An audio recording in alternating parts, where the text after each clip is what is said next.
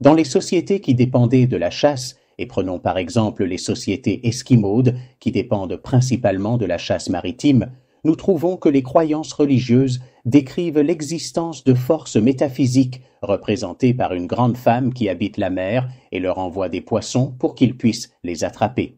Ici, vous remarquerez que les divinités habitent la mer et non le ciel, par exemple. Pourquoi? Parce que la pluie n'est pas importante pour les sociétés esquimaudes qui vivent de la pêche et non de l'agriculture. Quant aux divinités inventées par les sociétés agricoles ou les sociétés qui dépendent de l'eau de pluie, y compris le Dieu que vous adorez en tant que musulman, elles habitent le ciel. Envoyer ou faire descendre la pluie est considéré comme l'une des bénédictions les plus importantes offertes. Même l'endroit où habite votre Dieu supposé est soumis aux besoins de la société et à son mode de vie.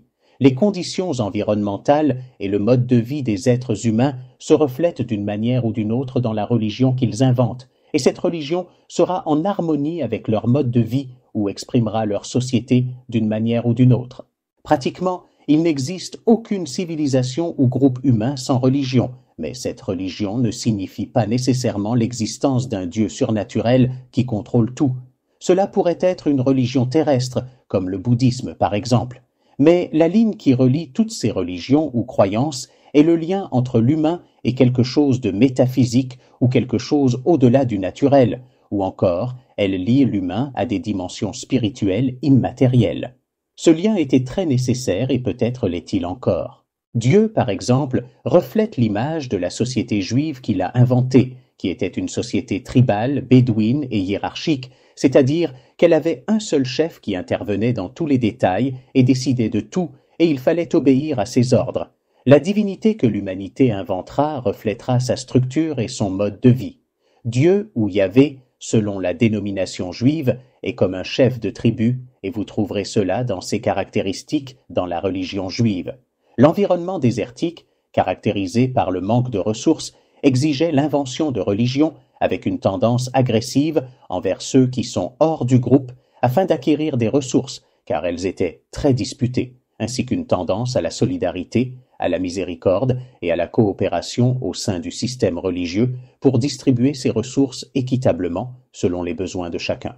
Ce comportement, en bref, est ce qui garantira la survie dans un tel environnement. Si vous ne rivalisez pas pour les ressources, vous mourrez. Et si vous ne créez pas un système de solidarité entre les membres de votre groupe, celui-ci se divisera et se désintégrera, et donc il ne pourra pas vous aider à conquérir ou à attaquer d'autres groupes. En analysant les sociétés humaines à travers leurs relations avec leurs croyances religieuses, il devient clair que les religions et les divinités qu'elles imaginent sont profondément influencées par les conditions environnementales et les modes de vie.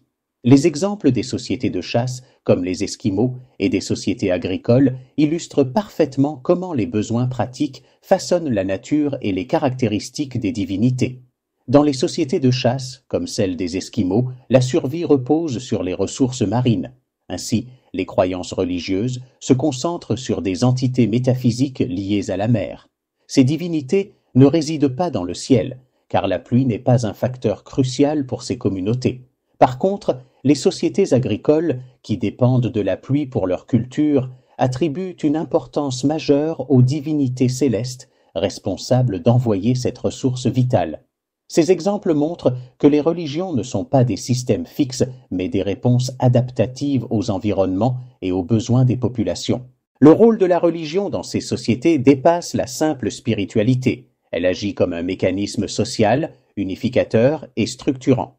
Par exemple, dans les sociétés désertiques, où les ressources sont rares et disputées, les religions tendent à adopter des aspects agressifs envers les groupes extérieurs tout en renforçant la solidarité interne. Cette solidarité est essentielle pour distribuer équitablement les ressources disponibles et pour assurer la cohésion du groupe. Un groupe désuni ne pourrait ni survivre dans un environnement hostile, ni rivaliser avec d'autres groupes pour les ressources. La notion selon laquelle les religions sont façonnées par les environnements physiques est également illustrée par les caractéristiques des divinités.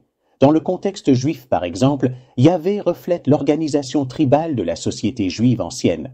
Cette divinité agit comme un chef autoritaire, aligné sur la structure hiérarchique et centralisée de ses communautés. Cela met en lumière un point clé. Les divinités que les humains imaginent sont souvent des reflets de leur propre société.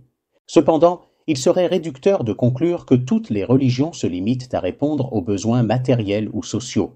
La dimension métaphysique ou spirituelle des religions joue également un rôle essentiel. En reliant les humains à des dimensions immatérielles ou à des concepts transcendants, les religions offrent une source de sens, de réconfort et d'identité. Cela explique pourquoi, même dans des sociétés modernes et technologiquement avancées, où les besoins matériels sont largement satisfaits, les religions ou les croyances spirituelles continuent de prospérer. Le cas des religions terrestres, comme le bouddhisme, illustre une autre facette importante de la spiritualité humaine. Bien qu'elles ne soient pas centrées sur une divinité omnipotente, elles répondent néanmoins aux besoins psychologiques et existentiels des individus. Cela montre que la religion n'est pas nécessairement synonyme de croyance en un Dieu, mais plutôt d'un besoin humain fondamental de se connecter à quelque chose de plus grand que soi. En résumé, les religions sont des créations profondément enracinées dans les réalités matérielles et sociales des sociétés humaines. Elles évoluent en réponse aux besoins et aux défis spécifiques des groupes qui les inventent. Que ce soit pour structurer une société, pour expliquer des phénomènes naturels ou pour offrir une transcendance spirituelle, les religions reflètent toujours une interaction complexe entre les êtres humains et leur environnement. Ce constat met en évidence la flexibilité et l'adaptabilité des croyances religieuses, tout en soulignant leur rôle central dans la survie et le développement des sociétés humaines. Alors que nous avançons dans un monde de plus en plus globalisé, où les interactions entre cultures et religions se multiplient, comprendre cette dynamique entre les croyances et les contextes sociaux devient essentiel. Elle nous rappelle que les religions, bien qu'apparemment figées dans leur doctrine, sont en réalité des miroirs vivants des sociétés qui les créent. Elles sont à la fois des outils de survie, des structures sociales et des fenêtres vers des aspirations humaines plus profondes. Cette perspective ouvre une voie à la tolérance et à une meilleure compréhension des différences religieuses, tout en soulignant l'universalité des besoins humains qu'elles cherchent à satisfaire.